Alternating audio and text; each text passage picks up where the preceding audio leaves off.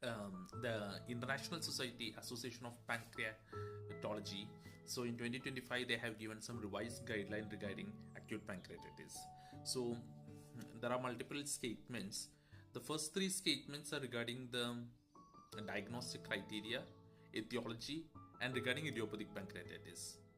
First, regarding diagnostic criteria, it is similar to the revised Atlanta classification. That is, anything 2 out of 3 should be satisfied. That is, typical epigastric pain, or investigation wise, the amylase and lipase more than 3 times the upper limit, or imaging wise, showing features of acute pancreatitis with or without necrosis, either in CT or ultrasound is accepted. Second is what they tell is as good practice. That is, during the hospitalization itself, a detailed history should be taken regarding to find the etiology regarding alcoholism, previous or recent surgeries, recent ERCPs or trauma, or previous history of pancreatitis, history of gallbladder stone diseases, or history of medication intakes to rule out any drug-induced pancreatitis, then recent invasive procedures like ERCP, or family history of pancreatitis. And they tell that while in hospitalization, some baseline investigation should be done, like LFT, calcium, triglycerides, and an abdominal ultrasound minimum should be done to look at the gallbladder and biliary system. This is during hospitalization.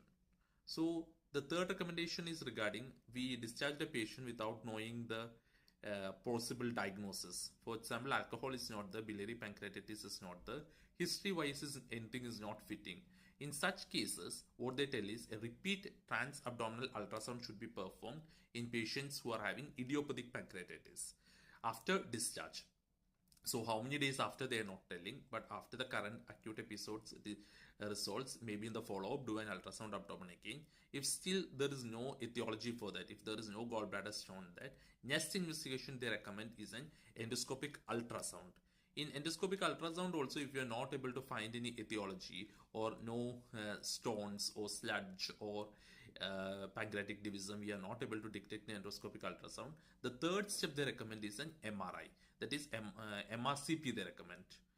So the fourth step they recommend is that if the MRCP is also negative, they recommend that a genetic testing should be considered if the etiology remains unidentified, especially after recurrent episodes. So maybe after the first episode, no need, it's not needed. If it is recurrent episodes, genetic testing they recommend. Thank you.